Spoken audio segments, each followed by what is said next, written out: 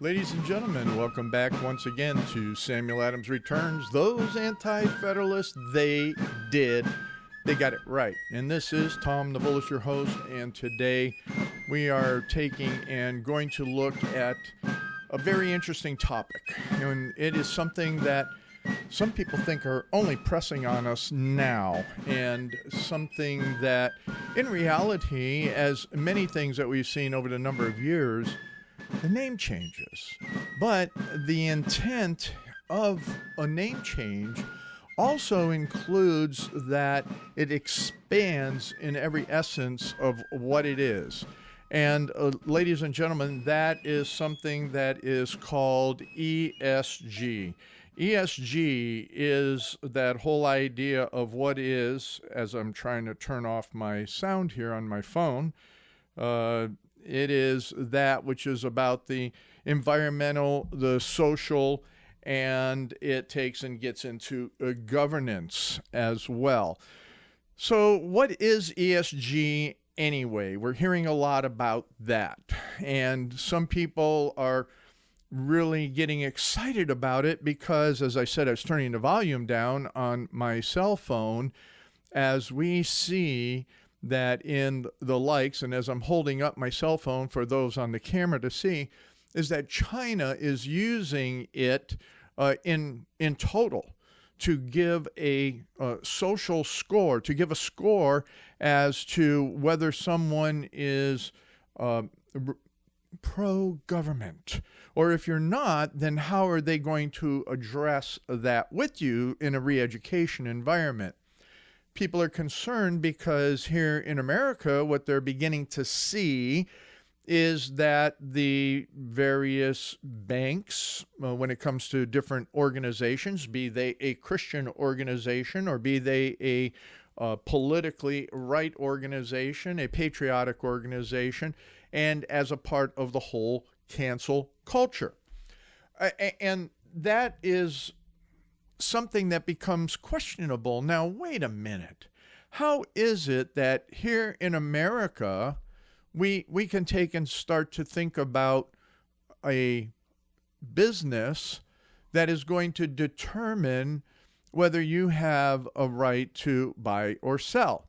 Now, I know that there are a lot of Christians out there based on years and years of theological teaching that think, oh yeah, the mark of the beast and all of that, and those are the types of things that have to happen for Jesus to come, and you know, their eschatology, what they believe about the end times. Well, I guess I'm definitely shifted to that reformed perspective relative to the end times, and I think that when people get locked in on this, oh, it's supposed to happen, they try and drive to a self-fulfilling prophecy and allow things to happen. But that doesn't mean that Jesus is coming back just yet. One thing that I always remind people of is that the rapture was predicted by a bunch of different people over the years, and the time has passed according to timelines as to what a rapture is supposed to happen, and to the fact that the rapture is not really talked about in the Bible, okay? So, but that's a whole different theological discussion. What you have to remember as we talk about ESG, which is in fact, as I said, environmental, social, and governance, it is important to remember that your reality of Jesus coming back is when you take your last breath and your heart stops, okay? That's any time now for some people. So it's important to understand that. So looking at all these other things in whatever folks want to call prophecy, if you will, and I'll leave that to some other theologians to discuss, what I want to bring home to you is this insidiousness of ESG is our own fault. And as I always say, and okay, I'll back off for a minute or two, maybe till the next second segment, then I'll get into it. But ESG is our fault, especially conservatives and Christians. And where I want to really emphasize that is that our theology, as Pastor Wilson noted last week, has shifted from a understanding of what biblical liberty is about, what liberty in a constitutional state, a constitutional country, a constitutional republic is all about, and what are natural rights, what are all these various aspects of unalienable rights that are guaranteed to us in these United States. Problem is, everybody, and including you all here on Liberty Works Radio Network and Soaring Eagle Radio and all of the others that happen to be listening to the program over all of the other audio channels out there in the blog and podcast world, is that, you know what, we've let it happen.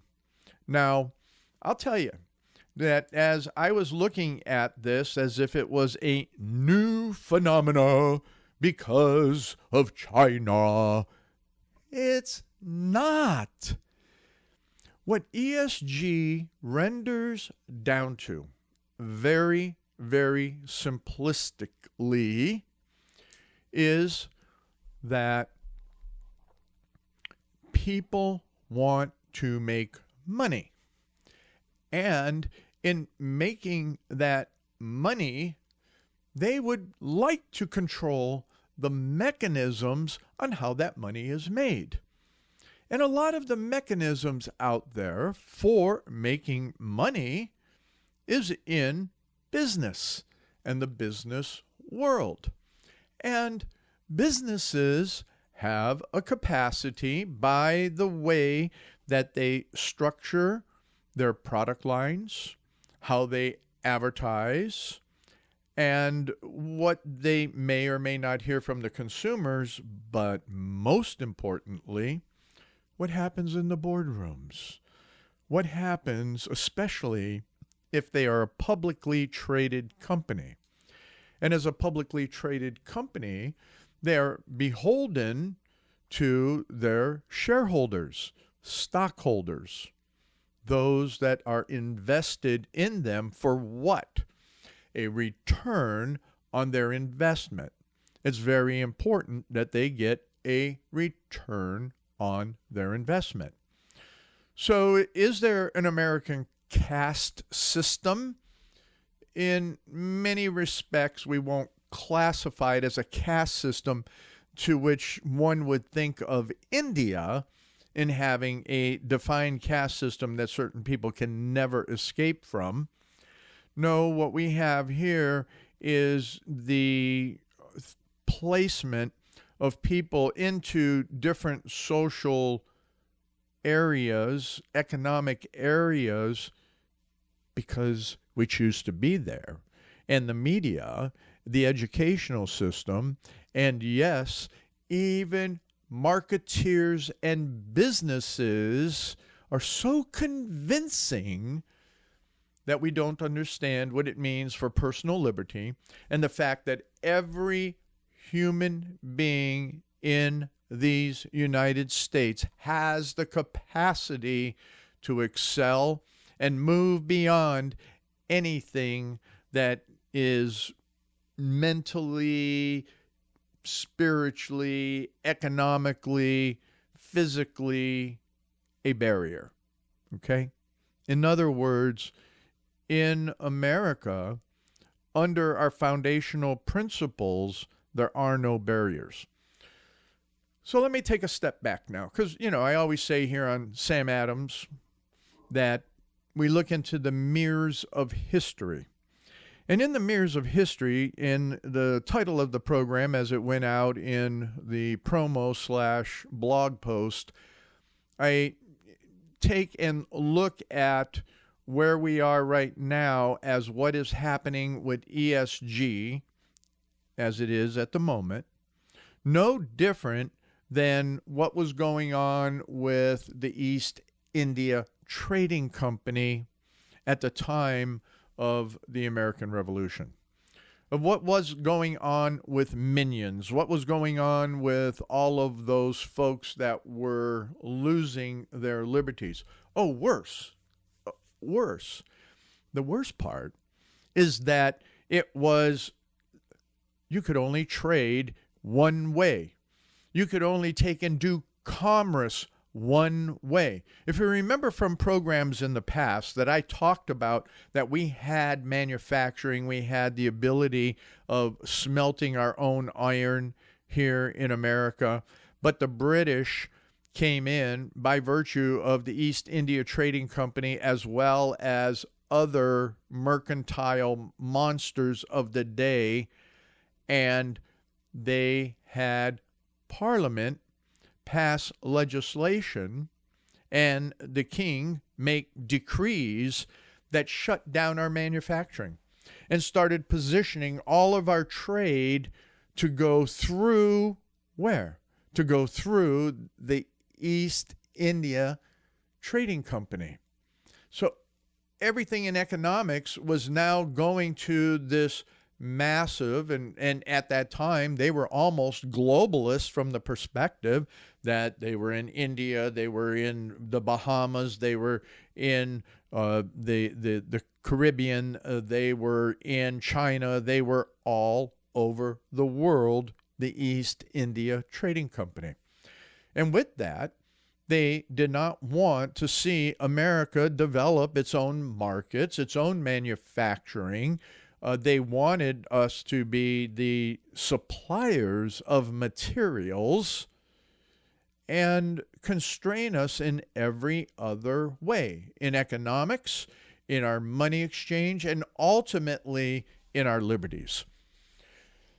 So when we look at the root of ESG, which we're going to get to more in the next segment, we're going to see what does it mean and how has this been fostered, if you will, into America. I just want to give you a little tidbit. So Cathy and I first saw this come about back in about 1981, maybe 1982, but I think it was 1981. It was that after the first year or so that we were married and we were in our new house and everything, and Cathy worked for the phone company, and there was an option to take, and we did have with the Bell system and AT&T for our long distance and all of that. And there were the emerging long distance carriers, Sprint, MCI, some of those that were coming out. What was interesting was back then, 1981, that AT&T made a corporate decision to put money to anti-Second Amendment groups. 1981, folks, okay? Corporations then were taking and participating in some of these things that we're now calling ESG. And at that time, I looked at Cathy and I says, we're getting a pretty good deal through AT&T, but, I just cannot put our money towards an entity that is going to destroy our liberty. Oh, so we did. We changed our long-distance carrier at the time because it was important then, as it is now, not to support entities that, are out to destroy our liberty. Well, sadly, in this last minute, that has become very, very difficult. And it's our fault. Walmart buys from China almost exclusively. What? And all these other companies. And we're going to talk about some more of the history of what it all was called before it was called ESG when we come back in the next program, because Sam Adams, the Anti-Federalists, and the Founding Fathers clearly understood what this was all about right from the beginning with that idea of who was the East India Trading Company. So come on back in the next segment as we try and delve back through those mirrors of history to what is happening again today. Sam Adams knew it. and so should you. Ladies and gentlemen, welcome back to this second segment of Samuel Adams Returns. Those anti-federalists got it right. This is Tom Navolis, your host, and all of you out there listening on Liberty Works Radio Network, you know that Liberty works for you, and you know all of the great value that this network brings to you. So I do, once again, appeal to you to take and look for that donate button as you go through the site, looking for other programming that is there, other hosts and hostesses that have some fantastic shows during the week, some of them being live, others being pre-recorded. And always, I'm thankful that you're here joining me at the 3 different time slots that I'm privileged to be a part of here at Liberty Works Radio Network. So, hey, find that donate button and press it and see what you can participate in. And please do not forget that if you go to YouTube, to the Samuel Adams Returns channel, which you'll find a link to in the promo or at, as you look over my left shoulder, the SamuelAdamsReturns.net website. You can get all the archives there. You can download the podcast as well as the link to YouTube. We are looking at some other means of, or places, I guess, to put the videos, and we'll take a look at that in the near future, and hopefully we'll have those other links up there. But also, don't forget, you can listen to the podcast on a lot of different channels, Blueberry being the primary one, but I guess we're on Google Play, we're on, Schmoogle Google, Apple Play or Apple Talk, or any of the many other podcast sites that are out there. So please check it out. And again, you can find everything at SamuelAdamsReturns.net. So let's get back to this whole thing on ESG. And I want to refer you to a site that's in the archives that's there at Samuel Adams Returns for today's program. And this is the University of Chicago Law Review Online. This article talks about shareholder-driven stakeholderism by a Cathy, Hwang, and a Yaron, Nili. And the first paragraph is extremely telling. This even is newer in so many different respects to what I closed out the last program talking about AT&T supporting gun activists, anti-Second Amendment activists back in 1981. So this first paragraph kind of nails it here in so many different ways. It goes on for the last 2 decades. Scholars, judges, and corporations have embraced the idea that corporations should maximize benefit for shareholders. Okay, that's good business sense. But on a lazy summer day in August of 2019, that changed. The CEOs, 2019, a lot of this stuff was going on way before that. We're going to talk about that a little bit more in some of the summation of history. But in 2019, not too long ago, 3 years now? The CEOs of nearly 200 major U.S. companies released a statement embracing shareholder theory. Or let me say that again. It's stakeholder theory. And that is the idea that corporations should look after the needs of not only the shareholders, but also those of employees, which that's what businesses should do anyway. That's the biblical thing to do, is that a business, the CEOs, the company, you wouldn't need all the union stuff, quite frankly, if businesses operated according to biblical principles. I mean, you could have unions if they really, really need it. And there's still a place for that, except in government. Got to get rid of those government unions 100%. But here they're saying that now all of a sudden, light bulb, these CEOs, 200 major companies are on a theory of stakeholder theory that now they need to look after the needs of the shareholders, but also of employees, suppliers, community members, and others. Many applauded this as a progressive step, a way for corporations to take control back from the outsized, greedy influence of profit-driven shareholders. So the essay here takes a different view, arguing that shareholders have long been advocates for a kind of progressive values that the public desires. Instead of being a step forward, stakeholder theory is another way to entrench management. So I would ask you to go find that link. It's a very, very interesting paper that gives you the whole summary of this. It talks about different theories in business, and quite frankly, where we are seeing ESG being driven, hey, it is not necessarily from inside the government. But yet, there are policymakers who are socialist and communist that have gotten into government that are taking and promulgating a lot of these environmentalism, all the various new tactics and critical race theory, 1619 Project, all of these other areas that are designed to wipe out what is historical and, quite frankly, biblical truth on individualism, as well as what it means to have a constitutional republic.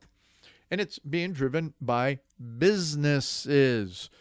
So when we look at, and I'm not going to get into the details of the stakeholder theory, because I think that what we're seeing is how it has moved forward into what we're seeing now, and as we're seeing the greater push for, as I mentioned a little bit ago, on this whole context of what is ESG. Now, when I started looking up ESG for you, I was looking at it within Investopedia. Investopedia is one of the places that I like because I've done a lot of work through Investopedia. I've used Investopedia a lot. It's very, very good in taking and bringing up different discussions on, what are all the nuances of investing, what are the nuances in business, all of that. But what shocked me is that I did not look up ESG for a very, very long time. And my bad, because this is now, as that article or that paper just was inferring, wasn't just in 2019 that this major shift came about. The shift has been there for a long time, that all of these social groups, environmentalists, Black Lives Matters, the LGBTQ plus RXYZ crowd, have been making influences in the corporate boards for decades. And when you take and you look at how that works in the construct of getting people that have significant sums of money, or what they do, and the ones that are really doing it, quite frankly, are the unions. And the ones that are doing it, and a lot of people do not realize that it is part of how they invest your money, especially the school teachers. And what is going on with the teachers union is one of the most egregious at this, is how they are funding all of their various retirement programs. When the retirement program started going into the stock market, it gave a lot of flexibility for these various investors, the fiduciary members of that investment funds, for different unions, especially the teachers unions, the government unions, on how they were going to place their money. Auto workers did some of it. You figure that, some people, they invest their money just into the stock program. Others invest their money into whatever the union program is, and a lot of times those union programs or even the company-sponsored programs have managers over how those monies are placed. So when you get, especially through the teachers' unions, when you get a large purchase block of stock in a company, you have a significant voice. If you're out there as individuals buying in on your little money market, your 401k, all of that, you don't have a lot of say. But those money managers that are managing all your different programs within your 401k, they buy in bulk. They buy stocks out, the bulk stocks, blocks. They're called blocks. And when they get a certain percentage of a business, you get, 2, 3, 4%. You're a significant voting block in that business. If you get up to 5%, you're very significant in how things function when it goes to stock and shareholders meetings. Who gets elected? What type of policies are going to be formulated within that board? And when I say who gets elected, it's who gets elected on the board of directors.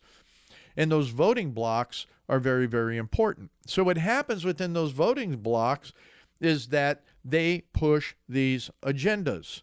So the agendas are pushed, and again, this stuff is being taught at different law schools, at most all, even what used to be conservative, and I'll bring it up. I'm going to bring a book up forward for you to see that I exchanged with the head of down in Virginia at one of the prominent so-called conservative universities there. But here, just from Harvard Law School, they put in this to the Securities Exchange Commission talking about ESG in so many different ways is, you need to clarify how you're taking and going to allow investments that are talked about as ESG. What is it? What's the methodologies? What are the various factors? And they did an assessment. And this is all as well in one of the links that you have here at SamuelAdamsReturns.net. And so what the root of ESG from an investment perspective is in socially responsible investing, SRI. SRI goes way back, as I said, into the 1980s. SRI, social responsible investing, was in place since the 1980s. Ladies and gentlemen, ESG is just the bigger monster of it. Okay? And you have to understand that there's nothing new under the sun. I tell you that all the time out of Ecclesiastes. There's nothing new under the sun. So as we look at this, people wanted to invest. They wanted to make money. They wanted to take and have a retirement program. And we were given the ability to start investing our money into 401ks and all sorts of things, but not knowing that people were taking already and doing this social mechanism, social responsible investing. So that's the S part of the ESG. The environmental part has come about in the last 20 years in such a way that now it's all about, what's her name? Cortez, the Green New Deal and all of that. So we're going to touch on that as we get into the third segment. But once again, this isn't new. When corporations and companies, as I explained in the first segment, then have a government that will stick up with them and take and move the ideas forward, as we see in this letter that is going to the Securities Exchange Commission. So Sam Adams understood this, and we're going to talk about the headbutting between him and Governor Hutchinson when we come back in the next segment and understand those mirrors in history are something to be learned from, and the anti-federalists predicted where we would be today.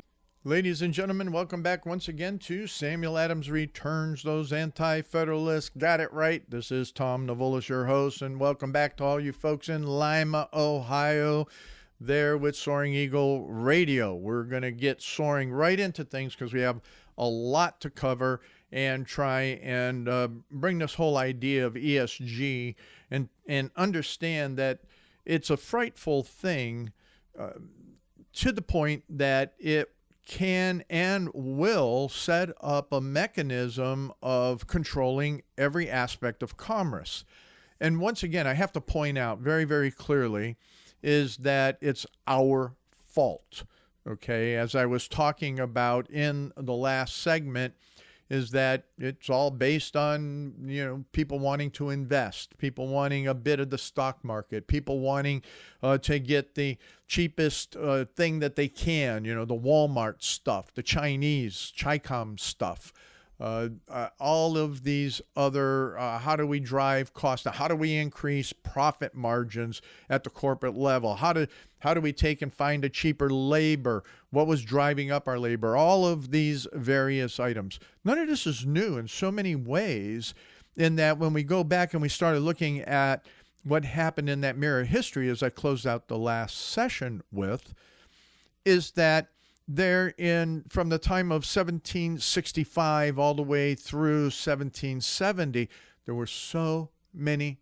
things going on that were relative to commerce. How do people just live? How do you survive? How do you take and get those types of things that you want? And if you make something, how do you get it to the marketplace that you want it to go to? The interesting aspect of our modern time, no different than before, is that the international markets are always the ones that are going to give you a better margin. You're going to get more money for what you can sell somewhere else if that country does not put a tariff on you.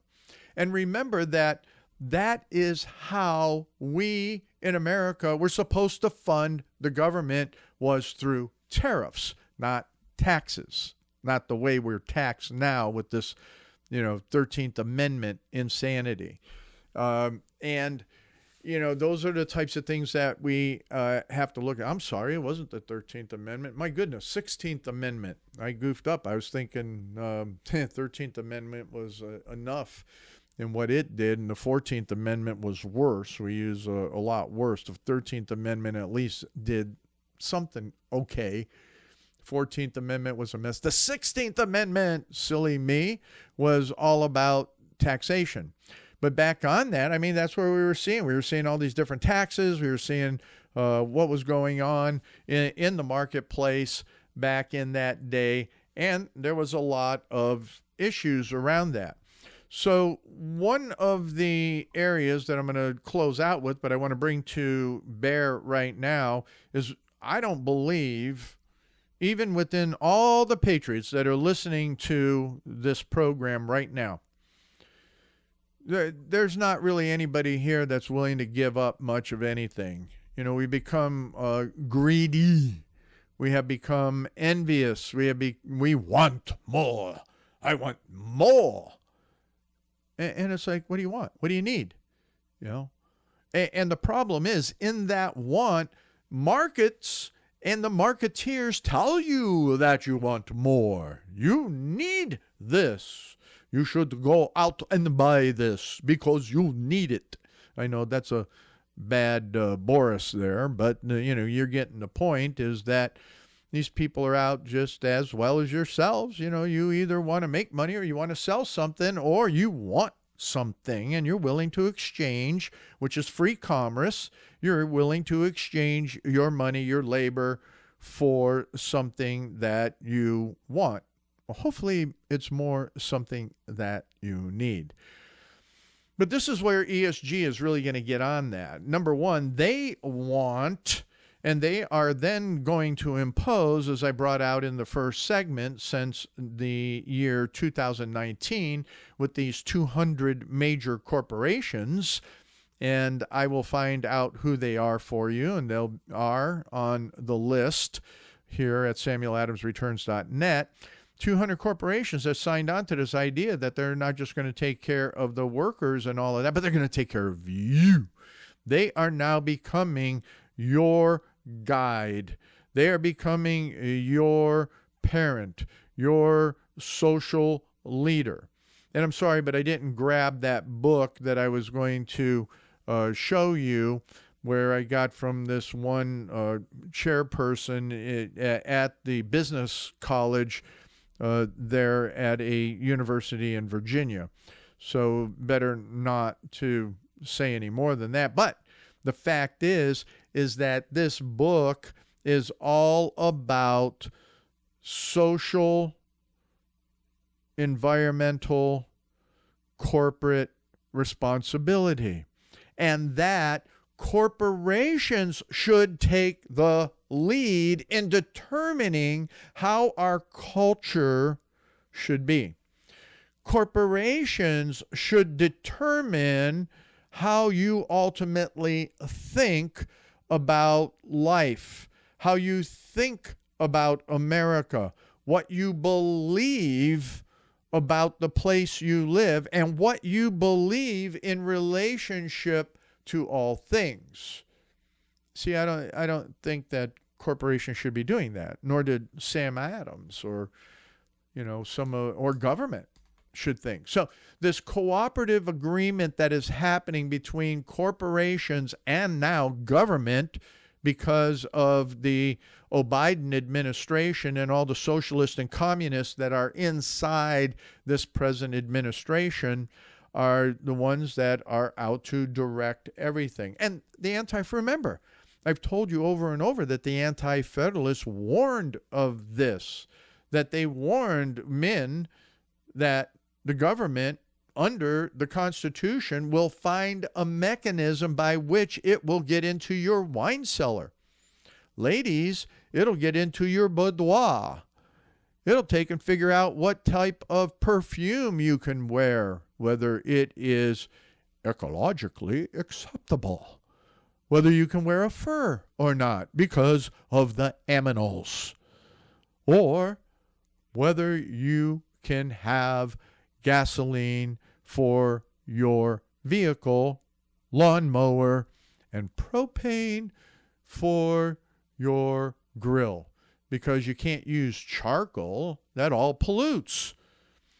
So these are nothing new. At that time, it was, okay, what can be imported? Who are the business people during that period of 1765 to 1770 in particular that were going to take and bring in, who are going to trade, and what could be, first off, allowed to be manufactured or not within the context of the colonies of the time. Now, what are we seeing? What can be manufactured here in the United States? What is it that small businesses under the Chi-Com flu can stay open, whereas the major international corporations like the likes of Walmart, Kmart, all the marts, and big companies like that, mega corporations, they can still do business, and it's okay. But to do business, you have to follow their policy. You have to wear a mask, even if your state says you don't have to wear a mask. No, to come into our store, you have to wear a mask. I'm sorry. That's a violation of my rights. And that goes to what Doug said last week, Pastor Wilson said last week. Christians in particular do not understand the definition of your rights. And patriots don't always get it correct. You thought I was going to say right. I knew that. No, you don't get it always correct, because you don't even understand what's in your state constitution, either preamble or in your Bill of Rights in your state constitution. So, how would it be that you wouldn't give up your rights and forced to wear a mask, or this whole insanity about a shot ID card, a shot passport? And if you don't have the shot passport, you're going to get shot, either by being canceled, or who knows, they may, you're going to have to go to that re-education camp, because as I showed you, if it's not on your cell phone, then just like China, in the Chi-Com communist environment, you will have to go get retrained. I know, I don't do Chinese very well. But the point is that they had all of that similarity going on. But finally, here it is. And this is what you need to do. I'm going to take these last 4.5 minutes to try and get this into our heads, because we're not good at it. First off, we're not hearing truth from the pulpits. The reason that the founders and those during the founding era, the civilians, the citizens, were able to take and stand up against all these evils of, say, for instance, not just what Parliament was throwing on taxation and all of that, but the destruction of the economy, the destruction of commerce that would add and foster the economy, as well as impacting individual liberties in who we could trade with, who we could commerce with, what we could manufacture. No different than now, okay? No different than now. But the pulpits understood liberty. They understood what that meant. They understood how to present that from the pulpits, and were willing to do that from the pulpits. So, I'm going to tell you some solutions here, but I'll be honest with you. As I said in the first segment, you're not ready for it. People aren't ready for it. And the pulpits, sure as a cloud in the sky, or as a dog finds a fire hydrant, are not ready for it, because they don't know how to preach the total truth. So in these last 2 minutes, it comes down to, when you understand the truth, then what you do is you do as they did in at the time that everything was kind of lifted except for the tea. And that market, there was a non-importation agreement that came about when the resistance of the people was so determined. It was voted by the citizens there in Boston, and it actually carried throughout all of the colonies. You know what? It's not that we're not just going to import tea. We're not going to import certain clothing. We're going to make our own cloth. We have the dyes. We'll make our own dyes. We'll start doing these things. Guess what? We're going to restart our manufacturing here in America. You know what? We're going to have to do it in a small scale. We're going to have to do it in the backyard. You're going to have to build a forge in your garage. You know what? You're going to have to use your work tools, your woodworking tools, and become a business. You know what? It came to the point that even the young ladies, so here when this whole thing on the tea in particular, let's use the tea as an example, when they came after, the women said finally, no, we're not going to drink tea. We're not going to do that. And here's a statement. It said that we, the daughters of those patriots who have and do now appear for the public interest, and in that principally regarded their posterity, as such, do with pleasure engage with them in denying ourselves the drinking of foreign tea in hope to frustrate a plan which tends to deprive a whole community of all that is valuable in life. So in the last few seconds, yes, I hear President Trump calling for, boycotts.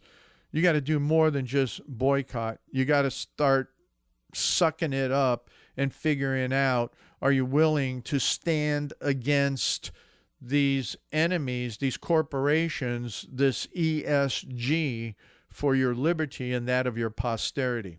Because if you don't do it, guess what?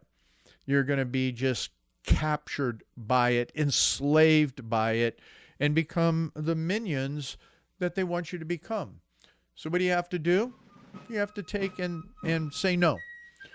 and learn how to suck up, tighten your belt, and fight as a patriot did, as Sam Adams did, as the anti-federalists did, and also learn your constitution, your state constitution. Come on back next week.